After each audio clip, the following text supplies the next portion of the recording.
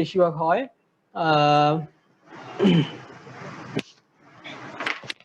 তার ভিতরে এগুলো কিন্তু অ্যাটিপিক্যাল ব্যাকটেরিয়া বলে, অ্যাটিপিক্যাল এই দুইটা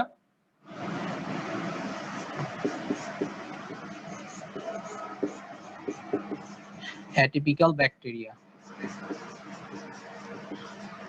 অ্যাটিপিক্যাল মানে টিপিক্যাল না আর কি, ওদের গঠন একটু আলাদা ধরনের, সেজন্য এগুলো হচ্ছে অ্যাটিপিক্যাল আর এগুলো হচ্ছে টিপিক্যাল। তাহলে আমরা এই কথাটা আমি কেন বলছি, কারণ আমরা যখন নিউমোনিয়ার শ্রেণীবিন্যাস পড়বো তখন অ্যাটিপিক্যাল নিউমোনিয়া একটা কথা আসবে।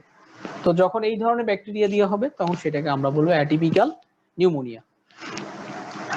এগুলো হলো ব্যাকটেরিয়াল কজ। আমাদের এখন কিছু আছে ভাইরাল কজ, মানে ভাইরাস দিয়ে হইতে পারে।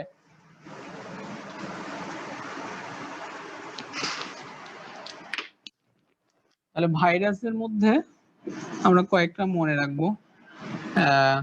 একটা হচ্ছে যে আমাদের প্রথমে বলি ইনফ্লুয়েঞ্জা, তারপরে হলো প্যারা ইনফ্লুয়েঞ্জা,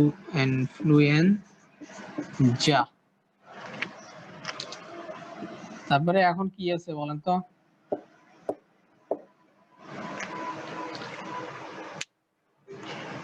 কোভিড-19, এটা হচ্ছে একটা গ্রুপের ব্যাকটেরিয়া। গ্রুপটার নাম হচ্ছে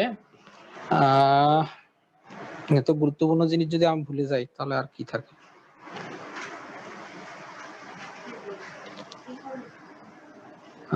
কি ভাইরাস?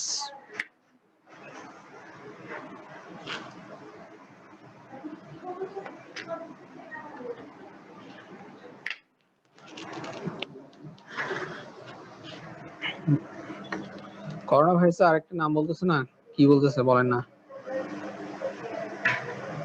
ও একটা গ্রুপের সদস্য যেখানে আমাদের ইয়া থাকে, ওই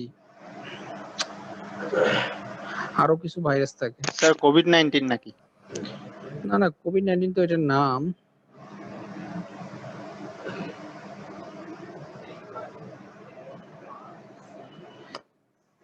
কোভিড-19 ঠিক আছে, হ্যাঁ করোনা ভাইরাস। এটা হচ্ছে করোনাটাই একটা গ্রুপ আর কি, এটা মাথায় আসছিল। তাহলে করোনা ভাইরাসে একটা গ্রুপ, এটা ভাইরাসের এখানে থাকে আমাদের অনেকগুলো ভাইরাস থাকে। শার্কস ভাইরাস থাকে, শার্কস।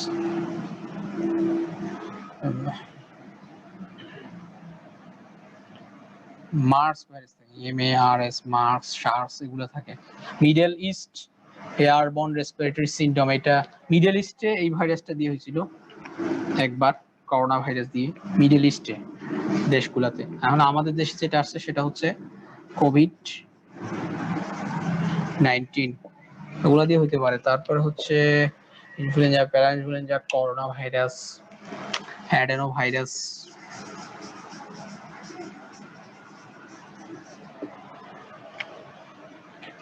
মিজেলস। সবাই কি ভিডিও দেখতেছে? হ্যাঁ ভিডিও দেখতেছে, কথা বলতেছে, আপনি কি ওদের সাথে কথা বলতেছেন না? কি তো নাই। হ্যাঁ হ্যাঁ হচ্ছে তো। সবাই দেখতেছে কিনা? ভিডিও বা কথা কি কোনো সমস্যা আছে? না স্যার, ঠিক আছে। হ্যাঁ সবাই শুনতেছে। এই কে শুনতেছে না? কে? উনি ঢুকতে পারতেছে কিনা এটা দেখো। উনি তো নাই এখানে। উনি এখানে নাই তো, উনি কোথায় ঢুকছে? একজন আসবে,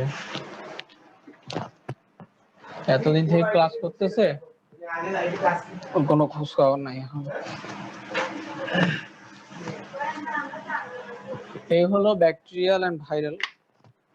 তাহলে আমাদের টাইপস কি কি আছে নিউমোনিয়ার টাইপস? একটা হলো কমিউনিটি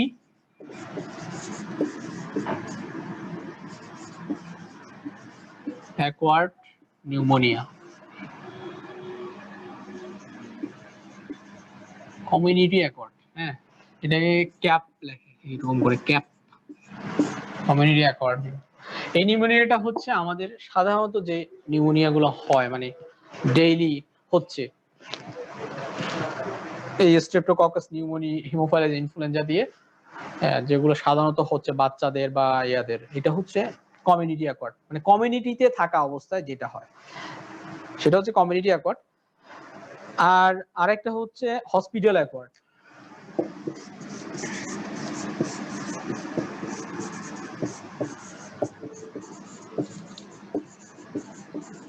হসপিটালে যদি সে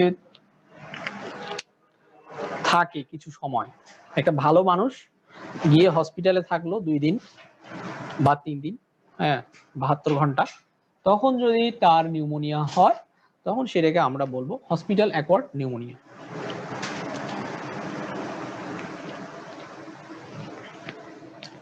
তারপরে আরেকটা আমি বললাম যে 1 2 3 নাম্বারটা বললাম যে অ্যাটিপিক্যাল নিউমোনিয়া। এই কথাটা একটু আগে বলছিলাম।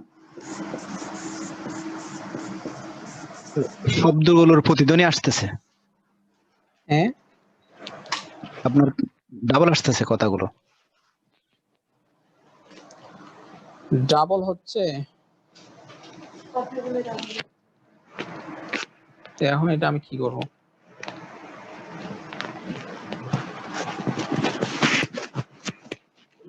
সবারই এই সমস্যা? না স্যার ঠিক আছে না তো। স্যার, স্যার আমাদের স্যার ঠিক আছে স্যার। ও তাহলে তো ঠিক আছে। আচ্ছা, এগুলো কমিউনিটি অ্যাটিপিক্যাল নিউমোনিয়া। হ্যাঁ, অ্যাটিপিক্যাল নিউমোনিয়া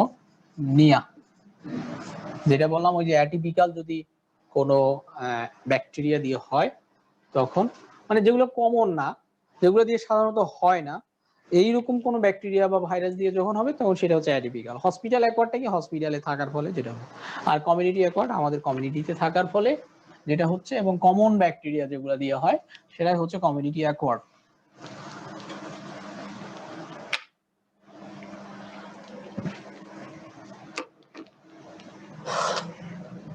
আচ্ছা, এখন আমরা আসি যে রোগের লক্ষণ কি।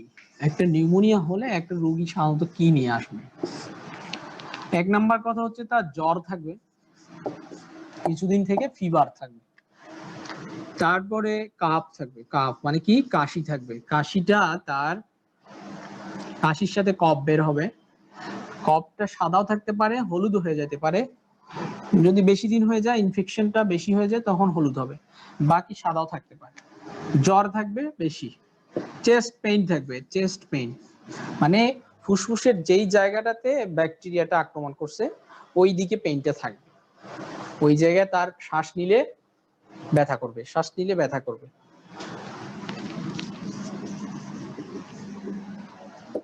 তারপরে হিমোপ্টাইসিস হইতে পারে। হিমোপ্টাইসিস মানে কফের সাথে যদি, হ্যাঁ কফের সাথে যদি রক্ত যায় তখন সেটাকে আমরা বলি হিমোপ্টাইসিস। কফের সাথে রক্ত যেতে পারে। মোটামুটি এই জিনিসগুলো নিয়েই নিউমোনিয়ার একটা রোগী আসবে। তাহলে কাশি নিয়ে আসবে, কাশির সাথে কফ বের হবে 1। 2 নাম্বার জ্বর, চেস্ট পেইন, যখন সে শ্বাস নিবে বা কাশি দেবে তখন তার ব্যথা করবে, হিমোপ্টাইসিস, কারো কারো রক্ত যেতে পারে।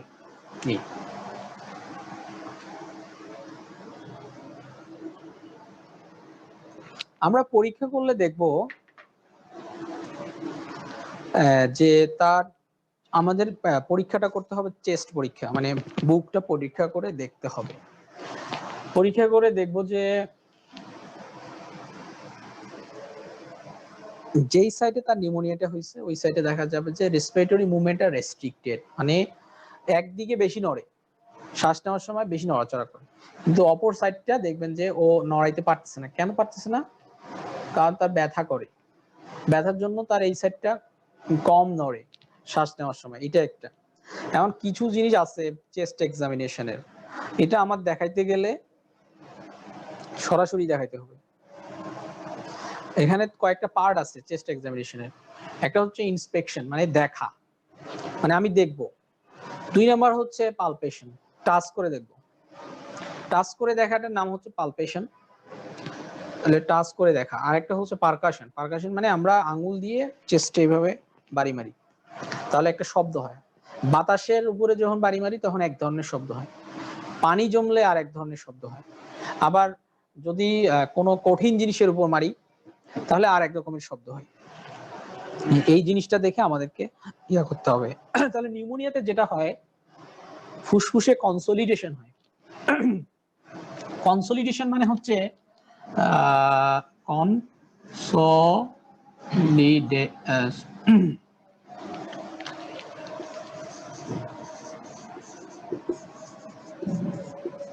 কনসলিডেশন।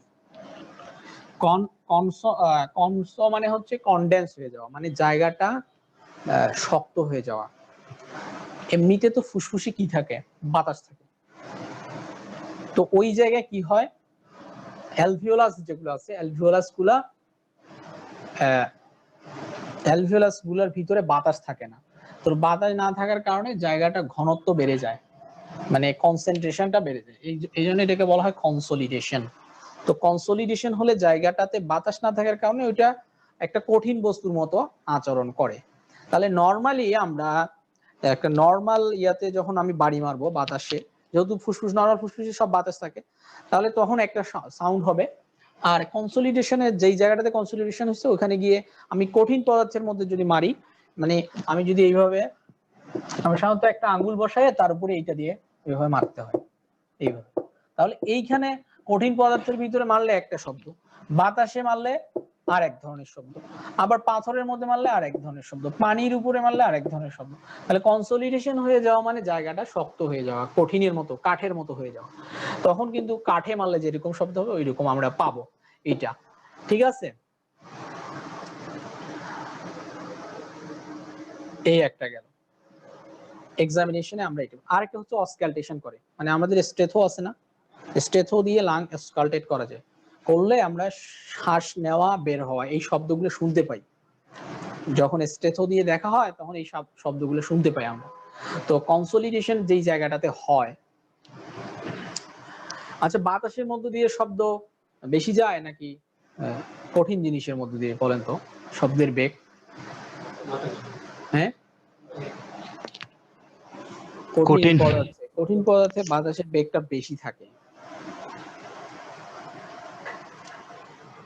কঠিন পদার্থে বাতাসের বেগটা বেশি থাকে। তাহলে কনসলিডেশনে যেটা হয়, এইখানে তো আসলে বাতাস যেতে পারে না, জায়গাটা ইয়া হয়ে যায়, তাহলে আমরা কিন্তু ওখানে বাতাসের শব্দটা শুনতে পাবো না। বোঝা গেছে বিষয়টা? কনসলিডেশন মানে কিন্তু ইয়া হয়ে গেছে, অ্যালভিওলাস গুলা শক্ত হয়ে গেছে, ওখানে বাতাস যেতে পারতেছে না। আচ্ছা, এই গেল মোটামুটি এক্সামিনেশন। এটা একটু সরাসরি দেখাইতে হবে। নেক্সট কোনো ক্লাসে যদি লাইভে হয়, মানে সরাসরি যদি হয়, সেই ক্ষেত্রে আমি চেষ্টা করব। এই গেল আমাদের নামাজের সময় হয়ে যাচ্ছে, নামাজের সময় হয়ে গেছে। তাহলে কিন্তু স্যার একটা ভিডিও দিতে পার। হ্যাঁ, ভিডিও দেওয়া যায় তো, কিন্তু ক্লাসের আগে এটা আমার মাথায় ছিল না, এই জন্য এখন ডাউনলোড করাও তো সময়। ঠিক আছে, তাহলে আমরা একটু নামাজ পড়ে আসি।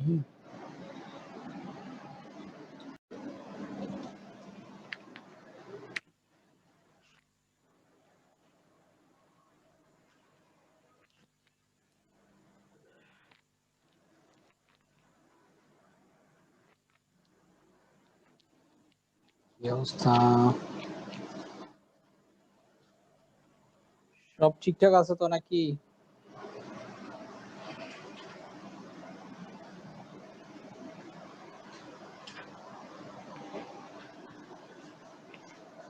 হ্যালো, আমার কথা শোনা যায়?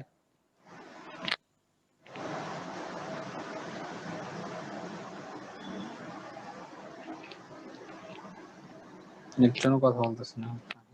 জি, শোনা যাচ্ছে স্যার। জি স্যার, শোনা যাচ্ছে।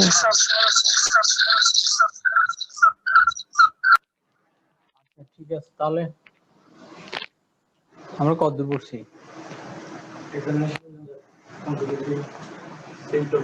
এক্সামিনেশন, আচ্ছা, সিম্পটম এক্সামিনেশন শেষ। এখন তাহলে আমরা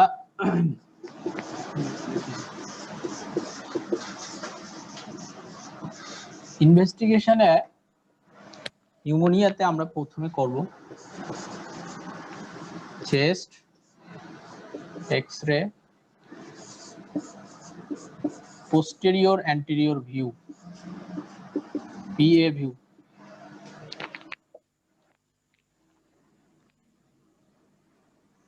তারপরে স্পুটাম এক্সামিনেশন, মাইক্রোস্কোপিক এক্সামিনেশন করতে পারি।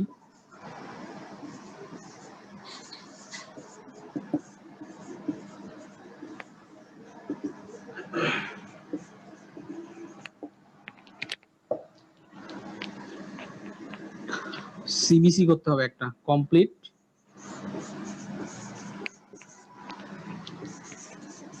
Blood count, CBC. চেস্ট এক্সরেটাতে যেটা হয়, এক্সরে তো এইদিকে একটা এরকম থাকে, লাংস স্ট্রিম দেখা যায়, এখানে এটা থাকে, এখানে একটা হার্ট থাকে। তো লাংস বাতাস থাকলে এক্সরেতে কালো দেখা যায়, মানে বাতাসগুলো এক্সরেতে কিরকম দেখা যায়, কালো দেখা যায়। আর হাড় বা কঠিন পদার্থ থাকলে সেগুলা সাদা হয়ে যায়। বাতাস বা যদি পানি জমে সেটাও সাদা হয়ে যায় অনেক সময়। এই যে এই জায়গাটা প্লুরাল, এই জায়গায় পানি জমে, তাহলে এটা সাদা। কনসলিডেশন হলেও সেটা সাদা হয়ে যাবে, মানে পুরা লাংসটা কালো বাতাস, কিন্তু আমরা দেখতেছি যে এখানে একটা সাদা দেখা যাচ্ছে, এই জায়গাটাতে একটা সাদা স্পট, সেইটা হবে। তাহলে এই কনসলিডেশনের জায়গাটা সাদা দেখা যায়, বাকি পুরা লাংস কালো দেখা যায়, কারণ পুরো লাংসে বাতাস থাকে। তাহলে এই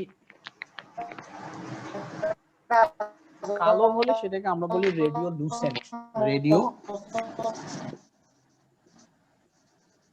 রেডিওলুসেন্ট বলে, LUCENT। আর সাদা হলে সেটাকে আমরা বলি রেডিও ওপ্যাক। তাহলে রেডিওলুসেন্টের মাঝখানে যদি আমরা রেডিও ওপ্যাক মানে সাদা জায়গা দেখি, তাহলে আমরা ধরে নিব যে এইটা। আর বাকি যদি সাইন সিম্পটম থাকে, ব্লাডে কমপ্লিট ব্লাড কাউন্টে আমরা দেখব যে তার বেশি, নিউট্রোফিলের সংখ্যাটা বেশি। ইনফেকশন হলে নিউট্রোফিল বেড়ে যায়, নিউট্রোফিলের সংখ্যা বেশি থাকবে, ইএসআর বেশি থাকবে, ইএসআর এগুলা ব্লাড যে ইয়াগুলো আছে। কমপ্লিট ব্লাড কাউন্টে কি দেখে, হিমোগ্লোবিন পার্সেন্টেজ দেখে, তারপরে দেখে ইএসআর, এরিথ্রোসাইট সেডিমেন্টেশন রেট, তারপরে বাকি কোষগুলো দেখে নিউট্রোফিল কত পার্সেন্ট আছে, পার্সেন্ট। তো ইনফেকশন হলে নিউট্রোফিলের সংখ্যাটা বেড়ে যায়, ইএসআরও বাড়ে, এই হলো ঘটনা। আর স্পুটান মাইক্রোস্কোপ করলে আমরা ব্যাকটেরিয়াটা দেখতে পারবো মাইক্রোস্কোপিক্যালি। মেইনলি কিন্তু এক্সরেটাই মেইন, যেটা বললাম যে কালো, পুরো লাংসটা থাকবে কালো, হাড়গুলোর সাথে সাথে দেখা যাবে, মাঝখানে যদি এদিকে যদি পানি জমে তাহলে পানিটা সাদা, আবার এখানে যদি কনসলিডেশন হয়ে যায় কনসলিডেশনটা সাদা হয়ে যাবে।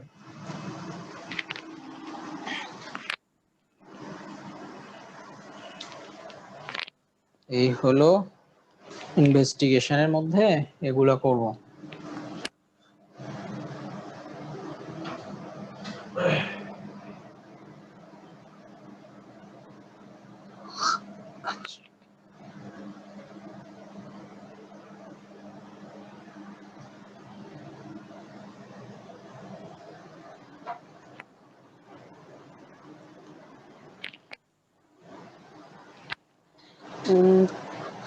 ছবি ডাউনলোড দেওয়া দরকার ছিল, ভুলে গেছি পরে।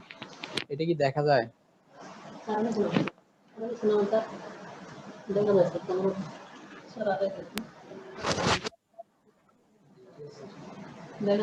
সুন্দর।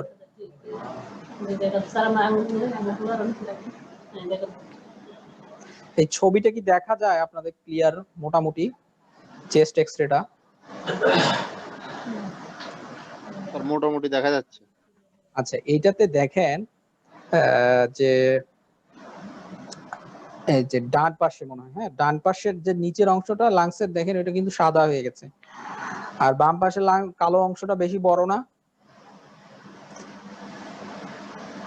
মানে দুইটা লাংস যদি দেখা যায়, একটা লাংস একটু কালো অংশ বেশি বড় নিচের দিকে, আর একটা ছোট হয়ে গেছে, তার মানে এখানে ওই কনসলিডেশন হয়ে এটা সাদা হয়ে গেছে নিচের অংশটা, এই জিনিসটা দেখাচ্ছে। আচ্ছা, এই জিনিসটা আমি সামনের ক্লাসে আপনাদের এক্স রে এর কিছু দেখাবো। এটা নিয়ে আপাতত এখানে থাক, যেহেতু আজকে হয় নাই, ভুল হয়ে গেছে জিনিসটা। সামনের ক্লাসে আমি এক্স রে কিছু ফিল্ম দেখাবো।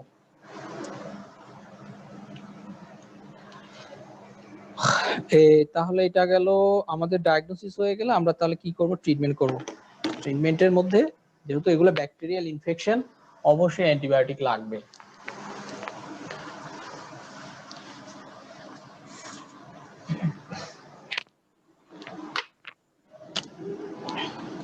তাহলে এক নম্বরে যদি তার ফিভার তো থাকবে, হ্যাঁ, ফিভার এবং ব্যথা দুইটার জন্য কাজ করবে কি, সিম্পল যদি আমরা নাপা দিই বা প্যারাসিটামল, প্যারাসিটামল কিন্তু ব্যথাতেও একটু একটু কাজ করে, তাহলে এখানে কিন্তু অত সিভিয়ার ব্যথা হয় না, সেজন্য আমরা যদি প্যারাসিটামল দিই তাহলে কিন্তু জ্বরও গেল গেল। এক, দুই নাম্বার কথা হচ্ছে যে অ্যান্টিবায়োটিক দিব।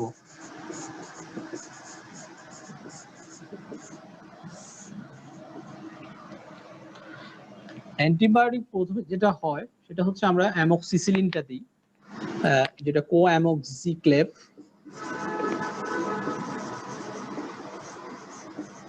স্যার এগুলো কি ট্রিটমেন্ট?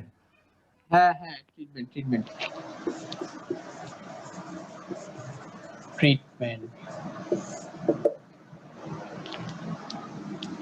এটা ক্যাপসুল, মনে হয় ক্যাপসুল পাওয়া যায় 500 মিলিগ্রামের। হ্যাঁ, অ্যামোক্সিক্লেভ দিয়ে শুরু করা উচিত।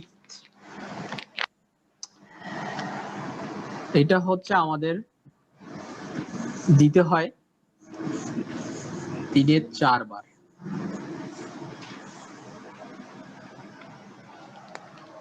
তাহলে সংখ্যাটা একটু বেশি হয়ে যায়, কিন্তু আমরা সাধারণত এখন যেটা দিয়ে শুরু করে সেটা হচ্ছে এজিথ্রোমাইসিন। হ্যাঁ, এজিথ্রোমাইসিন মানে কি, জিম্যাক্স, সবার প্রিয় জিম্যাক্স।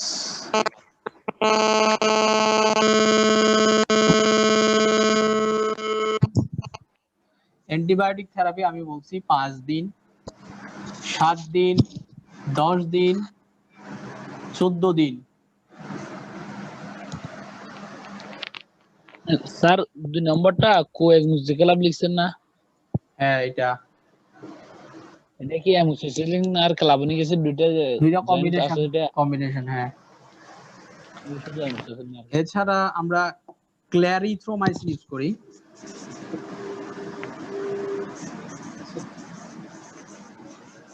ক্ল্যারিথ্রোমাইসিন, তবে এটা পরে, প্রথমের দিকে যদি কাজ না হয় পরে ক্ল্যারিথ্রোমাইসিনে যায়।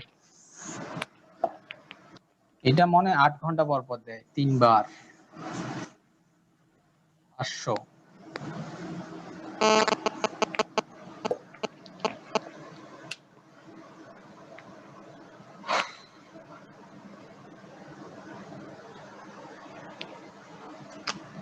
এছাড়া লিভোফ্লক্সাসিনও এখন চলতেছে, লিভোফ্লক্সাসিন।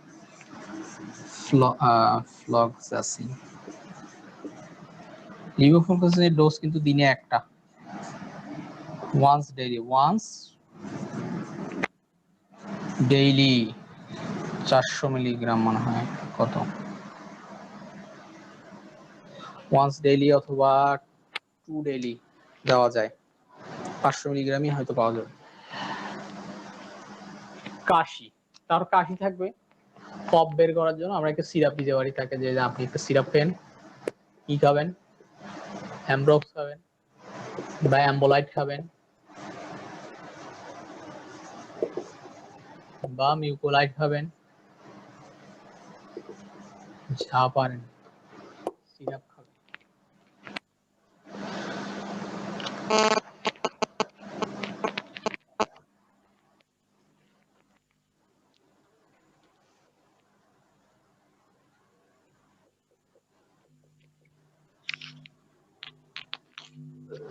হুম, থাকবে নাকি অর? না না, যে কোনো একটা। হ্যাঁ, অর অর, এটা অর দিয়ে, এগুলো সব অর। অ্যান্টিবায়োটিক দিলে একটা দিবে। হ্যাঁ, যে কোনো একটা। তবে একটা না, কথা আছে। আমি একবার একটা ফিক্সেশন দেখছিলাম, অ্যান্টিবায়োটিক একসঙ্গে দুইটা দিছে, না, দুইটা কি দেওয়া যাবে এগুলা? দুইটা দেওয়া যাবে যখন সিভিয়ার হবে, অনেক বেশি সিভিয়ার ক্ষেত্রে আর কি? সিভিয়ার ক্ষেত্রে ক্ল্যারিথ্রোমাইসিনের সাথে ধরেন অ্যামক্সিসিলিন দুইটা একসাথে চালায়। হ্যাঁ, আর সিভিয়ার হলে আর একটা জিনিস করতে হবে, সেটা হচ্ছে আইভি দিতে হবে, আইভি। ওরাল দিয়ে তখন আর কাজ হয় না। অনেক সময় ভর্তি দিচ্ছি, ডাক্তারে ভর্তি দেওয়ার পরে দেখছি আবার অ্যান্টিবায়োটিক ডবল দিয়ে দিছে। এটা কি সম্ভব হয়? হ্যাঁ, দেয় তো, যখন সিভিয়ার হয় তখন দুইটা দেয়, যেমন অ্যামক্সিসিলিনও চলে, ক্যারিথ্রোমাইসিনও চলে। এখন হসপিটালে আর কি দেখি আমি, দুইটাই দেয় আমাদের স্যাররাও। কিন্তু হসপিটালে যারা যায় নিউমোনিয়া হলে, তারা তো সিভিয়ার অবস্থায় যায়। সিভিয়ার অবস্থায় যায়। হুম, যেমন ধরেন হসপিটাল অ্যাকোয়ার্ড বা অ্যাটিপিক্যাল নিউমোনিয়া যেগুলো হয়, এগুলো কিন্তু খুব খারাপ হয়। হ্যাঁ, খুবই খারাপ হয়, এবং বাচ্চাদের হলে তো আরো বেশি খারাপ। বাচ্চাদের ক্ষেত্রে তখন কিন্তু ইয়া পর্যন্ত ধরেন, তখন কিন্তু ইয়া দেয়, ম্যারোপেনাম, জেন্টামাইসিন, এগুলা এই ধরনের ইয়াগুলো দেয়, অ্যান্টিবায়োটিক গুলো দেয়। বাচ্চাদের আর ট্রিটমেন্ট করা একটু মেরোপেনাম কঠিন। ইনজেকশনটা বেশি সিভিয়ার ক্ষেত্রে না হলে এমনি দেওয়া তো যাবে না মনে হয়। না, এগুলো হচ্ছে রিজার্ভ অ্যান্টিবায়োটিক, রিজার্ভ, মানে এখনো ব্যবহার ওইভাবে শুরু হয়নি। যখন খুব খারাপ অবস্থা হয় তখন আইসিইউতে বা সিসিইউতে এগুলো ব্যবহার করে। তারপরে শিশু আইসিইউ এগুলোতে, আর অনেক আর সময় যে সার্জারিতে ইউজ করে যদি খুব খারাপ ইনফেকশন হয়। কারণ এগুলো এখন যদি আমরা হরহামেশা ব্যবহার করে ফেলি, এবং এগুলো আইভি ছাড়া পাওয়া যায় না, তাহলে পরবর্তীতে অ্যান্টিবায়োটিক আর পাওয়াই যাবে না, মানুষ অ্যান্টিবায়োটিকের অভাবে মারা যাবে। যেমন এই যে তো আপনার জিম্যাক্স ফ্রিম্যাক্স, এগুলো কিন্তু এখন রেজিস্ট্যান্ট হয়ে গেছে, সামনে করোনা অবস্থা ভাইরাস খারাপ। রয়েছে।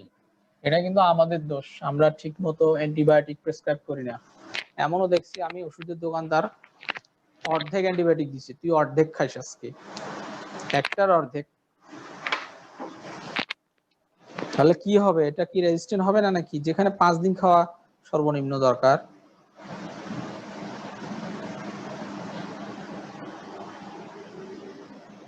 আর অনেক সময় 3 দিন খাইতে বলে, যে এটা কি অনেক সময় অ্যান্টিবায়োটিক 3 দিনে চলে, এটা 3 দিন দেওয়া তাও যাবে? যায়, এগুলো স্পেশাল কেজে 3 দিন যায়, অথবা কোন কোন জায়গায় আছে স্টেট 3টা খায় 2টা খায়, এটা অন্য হিসাব। কিন্তু নর্মাল তো যেটা প্রোটোকল, সেটা তো মেনটেন করতে হবে, না হলে তো রেজিস্ট্যান্ট হয়ে যাবে। আচ্ছা, এখানে সিলেবাসে একটা ব্রঙ্কাইটিস দেওয়া আছে। ব্রঙ্কাইটিস আসলে কিছু না, ব্রঙ্কাইটিস আর এখানে অ্যাজমার মধ্যে একই জিনিস। এটা আসলে সিলেবাস, ব্রঙ্কাইটিস আলাদা করে পড়ানো হয় না। ব্রঙ্কাইটিস মানে হচ্ছে ব্রঙ্কাসের যদি ইনফ্লামেশন হয়, তখন সেটা আমরা ব্রঙ্কাইটিস বলবো। কিন্তু অ্যাজমার মধ্যেই কিন্তু এই জিনিসগুলো হয়, ব্রঙ্কাসের মধ্যে ইনফ্লামেশন হয়, সিক্রেশন বেড়ে যায়, এবং ব্রঙ্কাসের সংকোচন হয়। এই 3টা কথা হচ্ছে অ্যাজমার।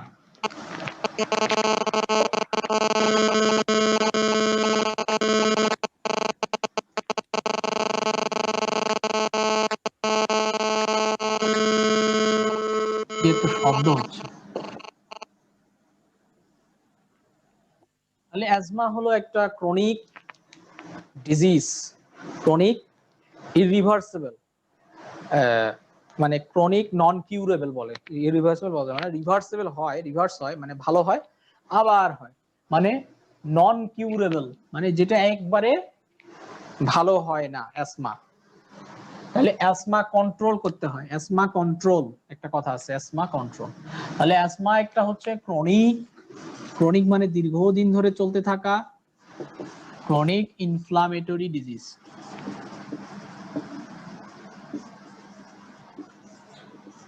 ডিজিজ এখানে কি কি হয়? 3টা ঘটনা ঘটে। একটা হলো এয়ারওয়ে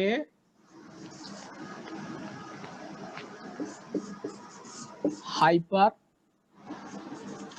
রেসপন্সিভনেস, মানে আমাদের স্বাভাবিক স্বাভাবিক মানুষের ধুলাবালি বা যে সকল জিনিসে গেলে আমাদের যে এয়ারওয়েটা আছে, সেটা একটা স্বাভাবিক যে রিঅ্যাকশন করে, তার চেয়ে ওর রিঅ্যাকশনটা বেশি থাকে। মানে অনেকগুলো মানুষ, 100 জন মানুষ এক জায়গায় আছে, একটা ধোঁয়ার মধ্যে দাঁড়ায় আছে বা ধুলাবালির মধ্যে দাঁড়ায় আছে, তাদের কিছুই হচ্ছে না, কিন্তু যার অ্যাজমা আছে ওর কি হবে, ওর এয়ারওয়ে হাইপার রেসপন্সিভনেসটা হবে, মানে ওর এয়ারওয়েতে হাইপার অ্যাক্টিভিটি হবে। হাইপার অ্যাক্টিভিটি হলে কি হবে, increase secretion, increase mucus secretion. Mucus মানে এয়ারওয়ের মধ্যে যে সকল গ্রন্থিগুলো থাকে এগুলো থেকে যে মিউকাসটা আসে এটার সিক্রেশনটা বেড়ে যাবে এক। আর বললাম যে এয়ারওয়ে হাইপার রেসপন্সিভনেস, আর হচ্ছে এয়ারওয়ে ন্যারোইং হবে, মানে এয়ারওয়ে যে স্মুথ মাসেল থাকে বা তাহলে মাসেল, মাসেল বলতে smooth muscle, airway smooth muscle কি হবে, কনস্ট্রিকশন হবে। এই দুইটা জিনিসেই, এই তিনটা জিনিসেই কি করবে, আমাদের এয়ারওয়ে যেটা আছে এয়ারওয়েটাকে ব্লক করবে। ব্লক মানে কি, এই মাসেল যখন কনস্ট্রিকশন হয় তখন এই জায়গাটা কি হয়, সংকুচিত হয়ে যায়। এক, হাইপার রেসপন্সিভনেসের জন্য সংকুচিত হয়ে যায়, তাহলে এয়ারওয়েটা এক নম্বরে সংকুচিত হয়ে যাচ্ছে এক। দুই নম্বর কথা হচ্ছে যখন সিক্রেশন বেড়ে যাচ্ছে তখন এগুলো এখানে জমা হয়, তাহলে একই তো রাস্তা চিকন হয়ে গেল, তার উপর আবার সিক্রেশন জমলো, তাহলে রাস্তাটা কি হয়ে যাচ্ছে, আরো ব্লক হয়ে যাচ্ছে। ব্লক হয়ে গেলে এই এই রাস্তা দিয়ে বাতাসের যাওয়া আসাটা বাধাগ্রস্ত হয়। ঠিক আছে, এইটাকে বলে অ্যাসমা, মানে অ্যাসমাতে এই ঘটনাগুলো ঘটে। তাহলে এটা হয় কোনো একটা অ্যালার্জেন বা কোনো একটা প্রিডিসপোজিং ফ্যাক্টর থাকে যার কারণে এই জিনিসটা শুরু হয়, হঠাৎ করে শুরু হবে না। কারো আছে যে ঠান্ডাতে তার হাইপার রেসপন্সিভনেস আছে, ঠান্ডা লাগলেই বেড়ে যায়। কারো আছে ধোঁয়ার মধ্যে গেলে, কারো আছে ধরেন ওই বিভিন্ন খাবার খেলে হয়, মানে অ্যালার্জির একটা হিস্ট্রি থাকে তার বিভিন্ন জিনিসে। কারো আছে ধরেন ওই তুলার কাপড় বা তুলার মধ্যে গেলে, যারা তুলার ফার্মে কাজ করে বা বিভিন্ন জায়গায় ওদের কিন্তু এগুলো বেশি হয়, বা ধুলাবালিতে ফ্যাক্টরিতে যারা কাজ করে এদের বেশি। তাহলে এই প্রিডিসপোজিং ফ্যাক্টর গুলা থাকবে, মানে একটা হিস্ট্রি থাকবে যে এই জিনিসটার জন্য তার হতে পারে। এক, আচ্ছা আমি হিস্ট্রির কথাগুলো বলতেছি, আপনারা লেখেন যে কি কি থাকতে পারে অ্যাসমার ক্ষেত্রে। দুই নম্বর কথা হচ্ছে যে এটা হচ্ছে একটা পিরিয়ডিক হবে, পিরিয়ডিক অ্যাটাক, মানে কিছুদিন ভালো থাকবে আবার হবে, এটা বলে পিরিয়ডিক। আর একটা কথা হচ্ছে diurnal variation, diurnal variation, D I U R A N A L, diurnal variation. Diagonal variation কথার অর্থ হচ্ছে যে অ্যাসমাতে সাধারণত সকালবেলা বেশি হয়, অ্যাসমার সমস্যাটা সকালবেলা সিক্রেশন বেড়ে যায়, দেখা যাবে শ্বাসকষ্ট হবে বেশি। কারো আবার সন্ধ্যার দিকেও হইতে পারে, তবে সকালটা বেশি কমন। সকালবেলা উঠে দেখবেন নাক মুখ বন্ধ হয়ে আছে, গলা বন্ধ, হ্যাঁ, শ্বাসকষ্ট হচ্ছে। তাহলে এই ডায়গোনাল ভেরিয়েশন মানে সকাল সন্ধ্যার ভেরিয়েশন। পিরিয়ডিসিটি মানে কিছুদিন ভালো থাকবে বা এরকম একটা। আর একটা হচ্ছে সিজনাল ভেরিয়েশন থাকে, সিজনাল।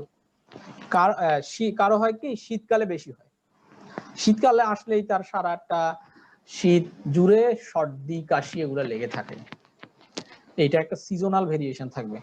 তাহলে কয়টা কথা বললাম, ডায়োনাল ভেরিয়েশন, সিজনাল ভেরিয়েশন, পিরিয়ডিসিটি থাকবে। তারপরে প্রিডিসপোজিং ফ্যাক্টর বললাম যেটা, যে কোনো একটা জিনিসের প্রতি তার হাইপার রেসপন্সিভনেস থাকবে। সেটা কি কি হইতে পারে, ধোঁয়া হইতে পারে, ধুলাবালি হইতে পারে, তারপরে বিভিন্ন খাবারের ক্ষেত্রে হইতে পারে, তারপরে অ্যালার্জেন, বিভিন্ন অ্যালার্জেন যেমন ফুলের রেণু, বা কোনো বিড়ালের কাছে গেলে, কুকুরের কাছে গেলে, এরকম অনেকের অনেক জিনিসে থাকে। কারো থাকে ককরোচ, তেলাপোকা হয়ে, ও কারো চিংড়ি খাইলে হয়, এই বিভিন্ন একটা অ্যালার্জিক একটা হিস্ট্রি থাকবে। এই তিন নাম্বার কথা হচ্ছে ফ্যামিলি হিস্ট্রি থাকতে পারে। ফ্যামিলি হিস্ট্রি থাকতে পারে। ফ্যামিলি হিস্ট্রিটা কি? মানে ধরেন ওর নানার বা দাদার আছে, বাবার আছে, হ্যাঁ, ভাই বোনদের আছে, এরকম একটা হিস্ট্রি থাকবে পারে। তাহলে আমি রুগী যখন এরকম সমস্যা নিয়ে আসবে, তখন এই জিনিসগুলো কিন্তু জিজ্ঞাসা করতে হবে আমি অ্যাসমা ডায়াগনোসিস করার জন্য। কারণ অ্যাসমা পরীক্ষার মাধ্যমে ডায়াগনোসিস করা, ওই পরীক্ষাগুলো অ্যাভেলেবেল না, বুঝতে পারছেন? পিক ফ্লো মিটার দিয়ে পরীক্ষা টরীক্ষা করে, এগুলো হচ্ছে যারা রেসপিরেটরি মেডিসিনের স্পেশালিস্ট তাদের হয়তো চেম্বারে আছে অথবা হসপিটালে আছে, বাকি এগুলো পাওয়া মুশকিল। আর এক্সরেতেও অ্যাসমার ওইরকম কোনো ফান্ডিং পাওয়া যায় না। তবে ব্লাড পরীক্ষা করলে আমরা একটা জিনিস পাইতে পারি, ইসিউনোফিল যেটা আছে বা ইমিউনোগ্লোবিন ই, এই জিনিসটা বেশি থাকে। যাদের অ্যালার্জিক হিস্ট্রি থাকলে আমরা পরীক্ষা করতে দেই ইমিউনোগ্লোবিন IgE, ঠিক আছে? আর যদি আমরা সিবিসি করতে দেই তাহলে আমরা ইসিউনোফিল, ডাব্লিউবিসির মধ্যে অনেকগুলো করে আছে না, নিউট্রোফিল, বেজোফিল, হ্যাঁ, তার ভিতরে একটা আছে ইসোনোফিল, ইসিনোফিল।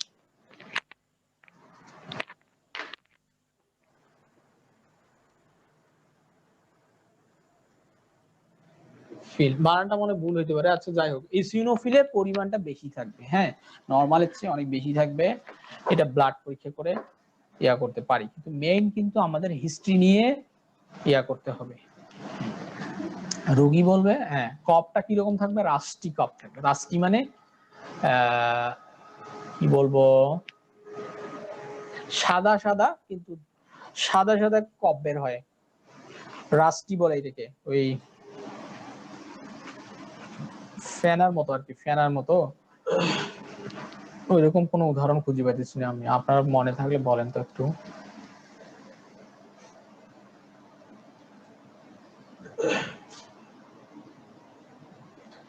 আচ্ছা, রাস্টি স্পুটামের একটা হিস্ট্রি দিবে, মোটামুটি হিস্ট্রি নিয়েই কিন্তু এই ডায়াগনোসিসটা করে ফেলতে হবে। হ্যাঁ ঠিক আছে, বলবে যে শীতকাল আসলে আমার এরকম হয়, বা অন্য কোথাও ওই অ্যালার্জিক যে সকল জিনিস আছে এগুলাতে গেলে তার সমস্যাটা হয়। পিরিয়ডিক একটা অ্যাটাক হয়, মাঝে মাঝে হয়, মাঝে মাঝে আবার ভালো হয়ে যায়, হ্যাঁ, এই ধরনের থাকতে পারে।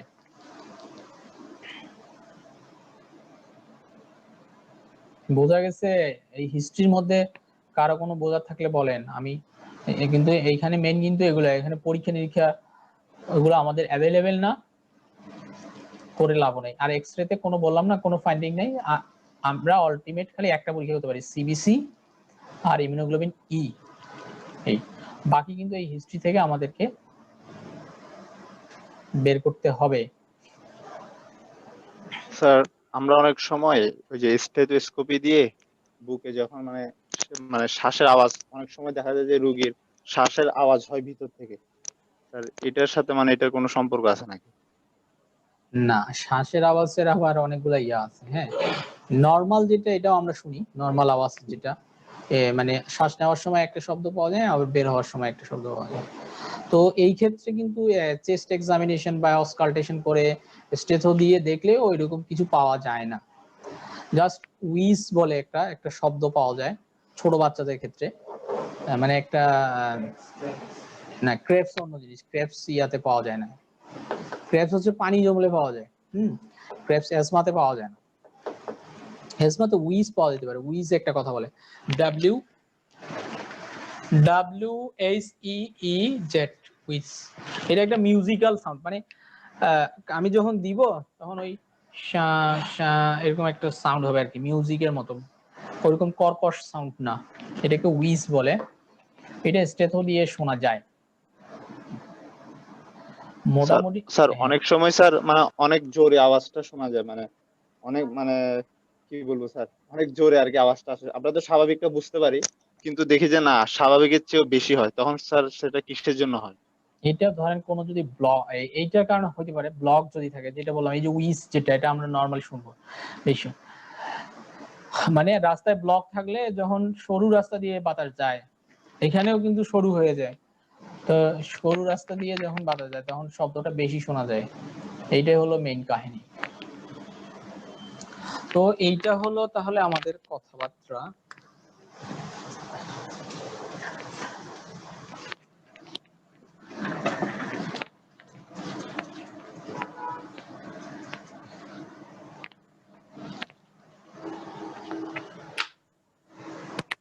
একটা জিনিস আমাদেরকে জানতে হবে যে সিভিয়ার অ্যাজমাটা আমি কখন কিভাবে চিনবো।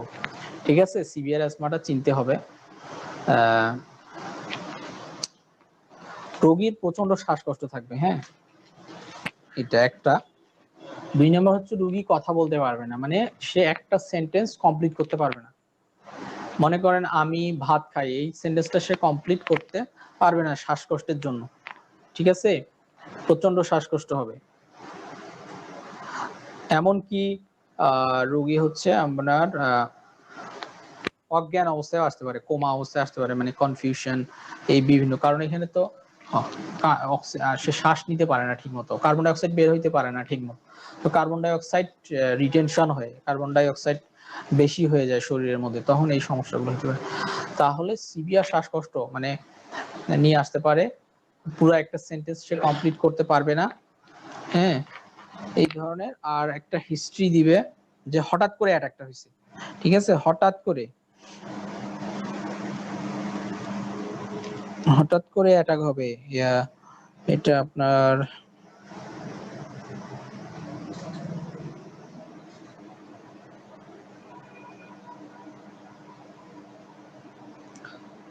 সিভিয়ার অ্যাজমা নিয়ে আসলে হসপিটালে ট্রিটমেন্ট করতে হবে।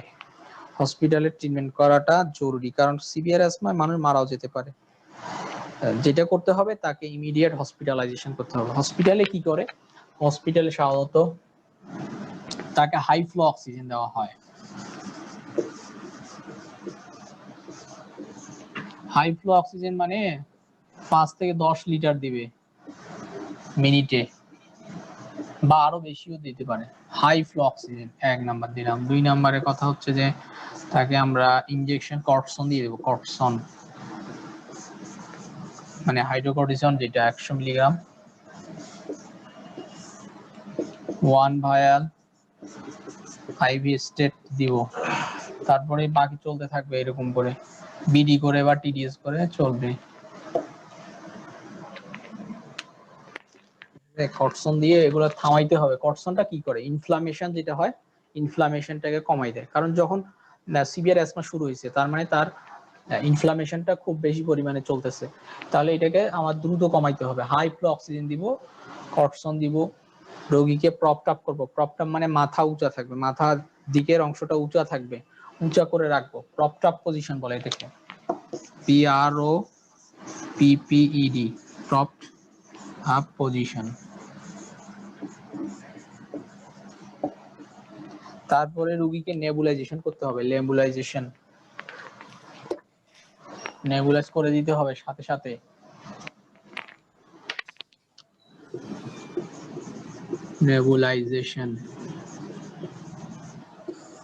নেবুলাইজেশন আমরা কি দিয়ে করবো, উইন্ডেল যা আছে তাই দিয়ে করে ফেলবো তাড়াতাড়ি। এখানে দুইটাই থাকে, সালবিটামল প্লাস ইপ্রাটোপিয়াম ব্রোমাইড, হ্যাঁ সবগুলো থাকে। এটা একটু নরমাল ছোট বাচ্চাদের কি উন্ডেল প্লাস কি পুরা দিতে পারে? ছোট বাচ্চাদেরও যায়, করা যায়, কিন্তু সাধারণত করে না, মানে আলাদা করেই করে, শুধু ইন্ডেল দিয়ে। মানে উন্ডেল প্লাসটা দিয়ে এমনি কতটুকু দেওয়া যাবে? এটা একটা হিসাব আছে, রেশিও দিয়ে হিসাব করে আর কি। ধরেন উইন্ডেল প্লাস 2:1:1 এরকম একটা হিসাব আছে, হ্যাঁ এখানে নরমাল স্যালাইন কিছু দেয়, বাকি কিছু উইন্ডেল প্লাসে তো দুইটা থাকেই, সালবিটামল আর ইপ্রাটোপিয়াম ব্রোমাইড। যদি আলাদা করে হয় তাহলে আলাদা করে এইভাবে রেশিও হিসেবে দেয় আর কি। তবে নরমাল স্যালাইন মিক্স করে দেয়, দিয়ে এটা ইয়া করে দিতে হবে, নেবুলাইজেশন করে দিতে হবে, মেশিন লাগাই দিয়া তাকে কমপক্ষে 20 মিনিট বা আধা ঘন্টা গ্যাসটা নিতে হবে। এটা একটা। আর যদি এগুলা কিচ্ছু না থাকে, ধরেন নেবুলাইজেশনের কোনো সিস্টেম নাই ওখানে, তাহলে দেখবেন যে অ্যাসমা রোগী ইনহেলার ব্যবহার করে। তাকে বলবো যে তুমি যতবার পারো নেও এখন এই সময়, মানে ইনহেলার যেটা নেয় ও হয়তো সালবিটামল শুধু নেয় ইনহেলার, অথবা সালবিটামলের সাথে অথবা ফরমেটেরলের সাথে ফ্লুডিকাসন, মানে স্টেরয়েড দুইটা মিক্স অবস্থায় থাকে। আবার ইপ্রাটোপিয়াম ব্রোমাইড সালবিটামল একসাথে থাকে।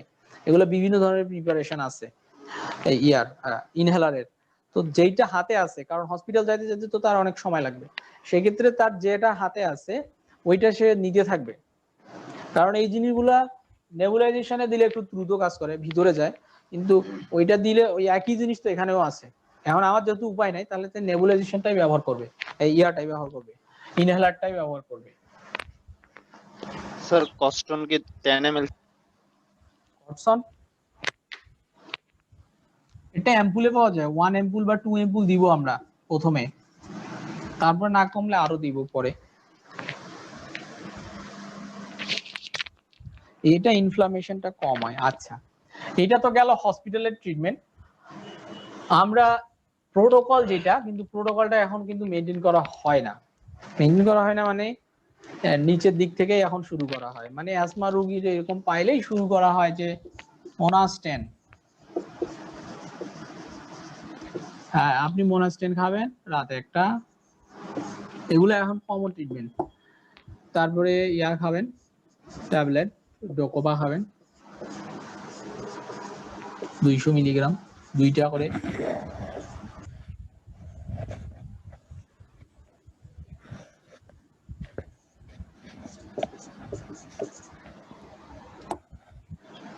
কিন্তু এটা হচ্ছে ড্রাগসের হিসাবটা পরে।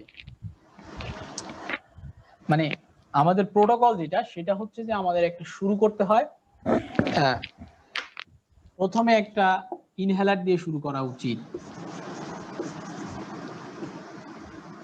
আমাদের ডেভিডসনে যেটা আছে, ইনহেলার দিয়ে শুরু করতে হবে। কি ইনহেলার? শর্ট অ্যাক্টিং সালবিউটামল, যেটাতে আছে সালবিউটামল, এই ধরনের একটা ইনহেলার সে নিবে যখনই শ্বাসকষ্ট হবে। এগুলা কিন্তু কিছু স্টেপ আছে, স্মার্ট ট্রিটমেন্ট স্টেপ অনুযায়ী চলে।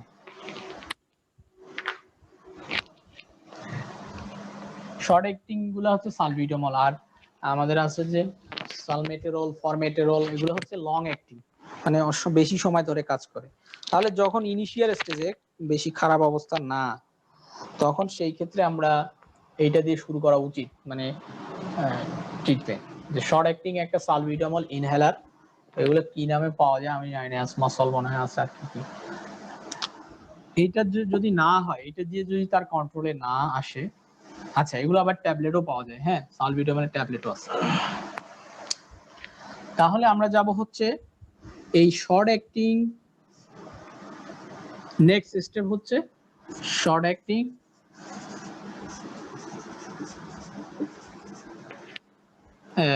এগুলো কি বলে, এগুলো আসলে আলফা 2 অ্যাগনিস্ট আর কি, আলফা 2 না, বিটা 2 অ্যাগনিস্ট, অ্যান্টাগনিস্ট। আচ্ছা, তো এগুলো শর্ট অ্যাক্টিং আছে, লং অ্যাক্টিং আছে। এখন শর্ট অ্যাক্টিংটা আমরা শুধু দিলাম, ওইটা দিয়ে হলো না, পরে এটার সাথে স্টেরয়েড কম্বিনেশন পাওয়া যায়, ফ্লুটিকাসন প্লাস এই শর্ট অ্যাক্টিং যে সালবিউটামল, এইটা দিয়ে আমরা, ওইটা দিয়ে না হলে এটা, তারপরে যদি না হয় পরে চলে যাব আমরা ফ্লুটিকাসন এর সাথে দিব আমরা লং অ্যাক্টিংটা কি, সালমেটেরল, আর একটা নাম হচ্ছে ফরমেটেরল, এগুলা দিয়ে শুরু করতে হবে। এরপরে যদি না হয়, তারপরে আমাদের যাইতে হবে, এইটা তো চলবেই, এগুলা তো চলবেই, এটা তো চলবে, সাথে আসবে ওরাল স্টেরয়েড, মানে এই যে ফ্লুটিকাসন বা প্রেডনিসোলন, এগুলা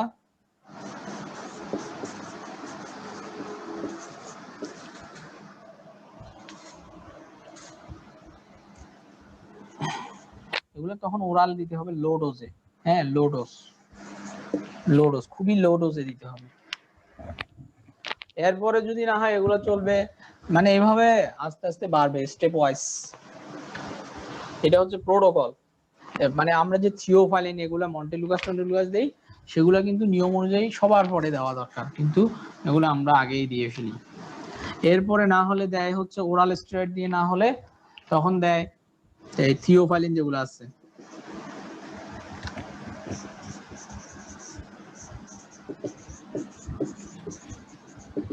অ্যামিনোফাইলিন, এই ড্রাগগুলো। থিওফাইলিন অ্যামিনোফাইলিন শুরু করব, আগের গুলো চলবে কিন্তু।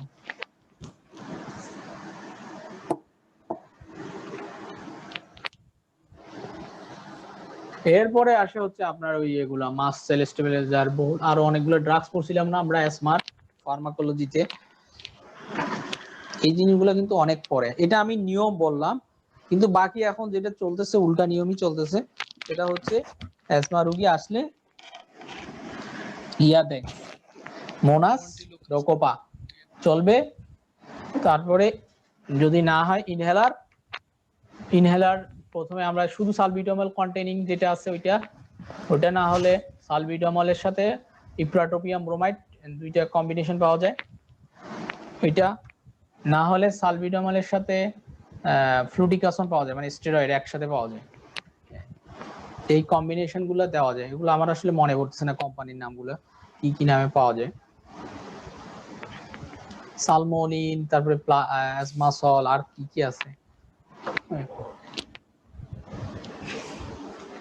এগুলা হচ্ছে দিতে হবে।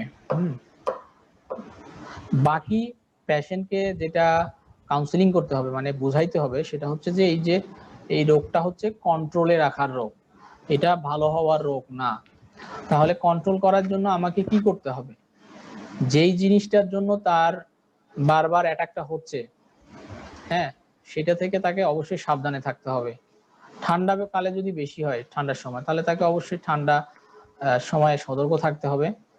কারো ধরেন ধুলাবালিতে গেলে বেশি হয়, তাহলে সে অবশ্যই বাইরে গেলে মাস্ক ব্যবহার করবে, হ্যাঁ, মাস্ক ব্যবহার করতে হবে। কারো ধরেন বিভিন্ন খাবার খেলে হয়, সেটা তাকে অ্যাভয়েড করে চলতে হবে। সেটা অবশ্যই তাকে বুঝতে হবে, রোগীকেই বুঝতে হবে, কারণ সে তো জানে আমি এটা খাইলে হচ্ছে বা এখানে গেলে আমার বেশি হচ্ছে, অবশ্যই তার এটা জানার কথা, ডাক্তারের তো এটা জানার কথা না। রোগীকে এই জিনিসটা বুঝাইতে হবে, এই জিনিসগুলা।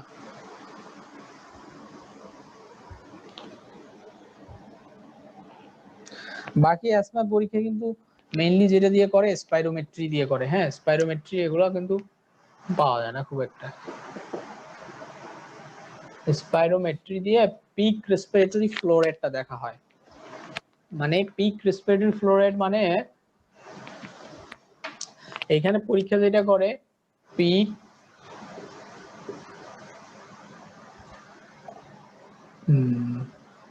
এক্সপাইরেটরি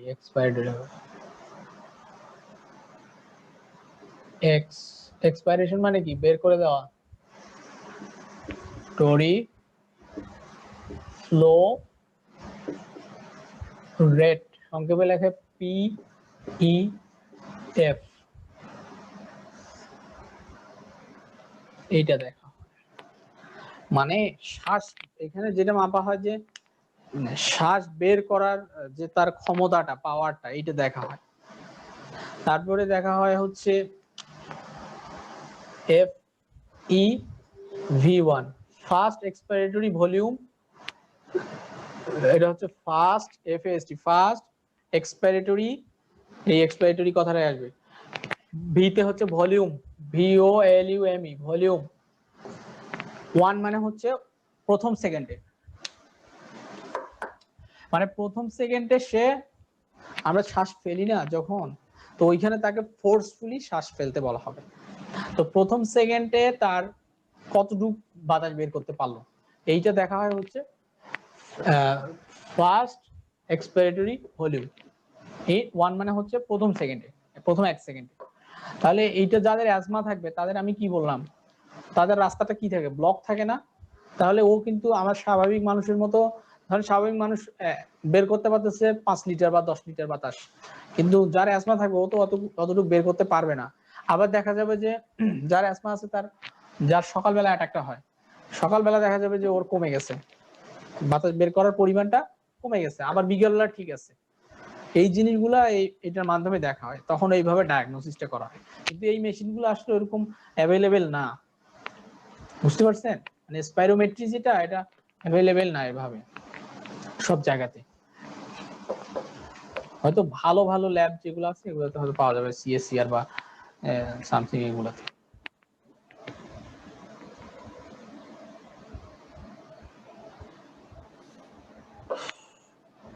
মোট কথা অ্যাজমাতে কিন্তু ব্রঙ্কো কনস্ট্রিকশনটা হয়, ওই মাসেল কনস্ট্রিকশন হওয়ার কারণে ব্রঙ্কাসটা সংকুচিত হয়ে যায়। তো সংকুচিত হওয়ার কারণে বাতাসের ঠিকমতো আদান প্রদান হয় না। মেইনলি যেটা হয় যে বাতাস বের হতে পারে না, এটা হলো মেইন সমস্যা। কোনো কারণে হয়তো ঢুকতে পারে ফোর্সফুলি, কারণ আমরা শ্বাস নেওয়ার সময় কিন্তু অ্যাক্টিভ প্রসেস, এটা শ্বাস আমি নিজে থেকে নিতে পারি, ফেলতে পারবো নাকি দেখেন তো আপনি জোর করে শ্বাস ফেলতে পারেন কিনা। শ্বাস ফেলার সময় আপনাকে কি জোর দিতে হবে বা জোর দিতে পারবেন আপনি? এটা হচ্ছে প্যাসিভ প্রসেস, নিজে থেকেই হয়। তো প্যাসিভ প্রসেসে যেহেতু শক্তি দিতে লাগে না, তখন এখানে কিন্তু ঝামেলাটা হয় কি, বের করতেই সমস্যাটা হয় রাস্তা ব্লক থাকলে। কিন্তু রাস্তা ব্লক থাকলেও আমি ঢোকার সময় কি করতেছি, আমি ফোর্সফুলি তাও ঢোকাইতে পারবো, কিন্তু বের করার সময় হবে না। তাহলে বের হয় কি, carbon die oxide. Carbon die oxide যখন বের হইতে পারে না, তখন ঝামেলাগুলো হয়। এই সাইন সিমটম গুলো দেখা দেয়। ব্রেইনে যখন কার্বন ডাই অক্সাইডের পরিমাণ বেড়ে যায়, তখন রোগী অজ্ঞান হয়ে যায়, কথা টথা বলতে পারে না, এই বিভিন্ন সমস্যা, তখন সিভিয়ার অবস্থাতে এইগুলো হয়। বাকি সর্দি কাশি এটা তো বললাম যে সিক্রেশনটা বেড়ে যায়, ব্রঙ্কো এয়ারওয়ের যে সিক্রেশন, গ্রন্থির সিক্রেশন গুলো, মিউকাস সিক্রেশন বেড়ে যায়। তো মিউকাস সিক্রেশন যখন জমা হয়, এগুলোর জন্য তার কাশি হয়, এগুলো বের করতে চায়।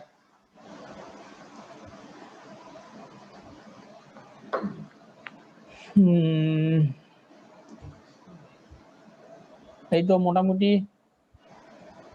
শেষ। কিন্তু তাহলে অ্যাজমা থেকে আমি ইম্পর্টেন্ট জিনিস যেটা বললাম, হিস্ট্রিটা ঠিক মতো নিতে হবে। 2 নাম্বার কথা হচ্ছে রুগীকে কিছু বুঝাইতে হবে, ওই কাউন্সিলিং এর জিনিসগুলা।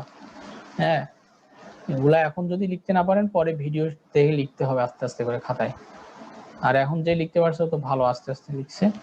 আচ্ছা, বাকি ট্রিটমেন্টের কিন্তু একটা প্রোটোকল মেনটেন করতে হয় সাধারণত, কারণ এই অ্যাজমারিয়াটা ট্রিটমেন্টটা ধাপে ধাপে করতে হয়। এটা দিয়ে না হলে তারপরটা, তারপরটা না হলে তারপরটা, তারপরটা না হলে তারপরটা, এইভাবে যাইতে হয়। হ্যাঁ, সিরিয়ালি চলতে থাকবে। এখন যেখানে এসে তার কন্ট্রোলে আছে যেটা দিয়ে, ওইটা এসে চালাবে। হ্যাঁ, তো কারো ধরেন ইনহেলার খেয়ে, ইনহেলার নিয়ে নিয়ে তার কন্ট্রোলেই থাকে, অ্যাটাকটা খুব কম হয়। এইটা আবার অ্যাটাকটা হিসাব করতে হবে যে মাসে কয়বার হয় বা বছরে কয়বার হয়, সেই অনুযায়ী তার সিভিয়ারিটিটা, মানে সেটা কি সিভিয়ার নাকি কম সিভিয়ার, এটা ওই অনুযায়ী হবে। কারো ধরেন দিনে 2-3 বার হয়, সেক্ষেত্রে তো তার অবস্থা খারাপ, সিভিয়ার অবস্থা। কারো ধরেন মাসে একবার হয়, হঠাৎ হইতে পারে, না হতে পারে। আর কারো আছে বছরে 1-2 বার হয়। এই হলো অবস্থা, বুঝতে পারছেন?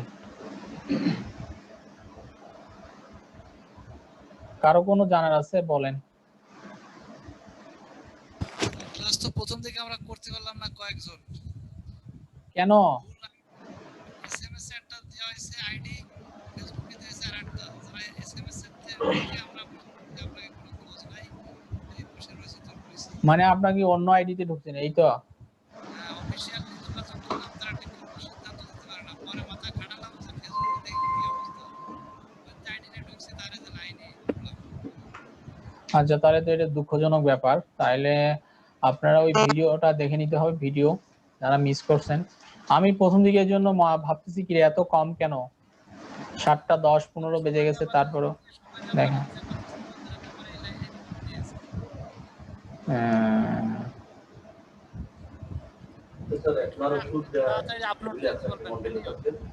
এগুলোর সাথে কি ব্যথা নাশক হলে কিন্তু সমস্যা হয়, সাইড এফেক্ট হয়। আচ্ছা,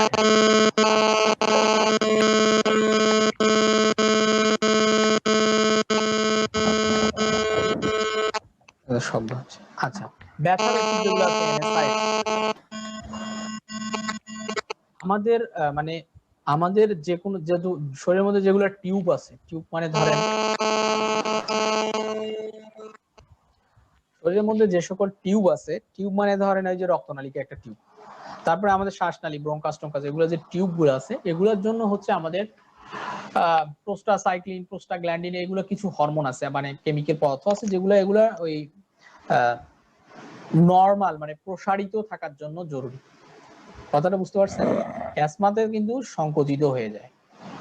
এখন প্রসারণের জন্য যেই সকল পদার্থ দরকার এগুলো যদি কমে যায় তাহলে কিন্তু সংকোচনটা আরো বেশি হবে, মানে প্রসারণ হওয়ার আর চান্স নাই। তাহলে আমরা যে এই যে অ্যানাসাইডস যেগুলো আছে যেমন ডাইক্লোফেনাক বা বিভিন্ন ধরনের যে সকল ব্যথার ওষুধ আছে এগুলো হচ্ছে কি ওই প্রোস্টাসাইক্লিন ইয়াগুলা বন্ধ করে দেয়, তৈরি হতে দেয় না। তো হলে কি হয়, অ্যাজমাটা আরো বেশি বেড়ে যায় ব্যথার ওষুধ খেলে। হ্যাঁ, আরো কিছু ওষুধ আছে যেগুলাতে বন্ধ হয়ে যায়, তো তখন এই ঝামেলাটা হয়। তার ভিতরে অ্যানাসাইডস কিন্তু সেই জন্য অ্যাজমা থাকলে অ্যানাসাইডসটা দেখে শুনে খাওয়া দরকার।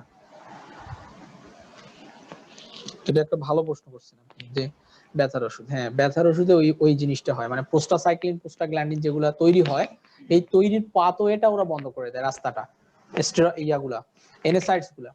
তো এনএসাইডস গুলো যখন বন্ধ করে দেয় তখন আর কিন্তু এমনিতেই তো ওখানে সংকোচন হচ্ছে, আরো যে প্রসারণের জন্য যে সকল পদার্থ দরকার ওগুলাও আসতে পারতেছে না, তাহলে ওইটা আরো বেশি অ্যাগ্রাভেট করে।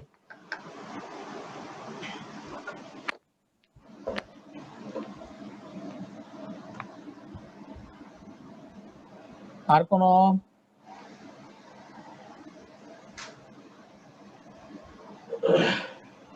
তাহলে আমি শেষ করি, হ্যাঁ শেষ করে দেই।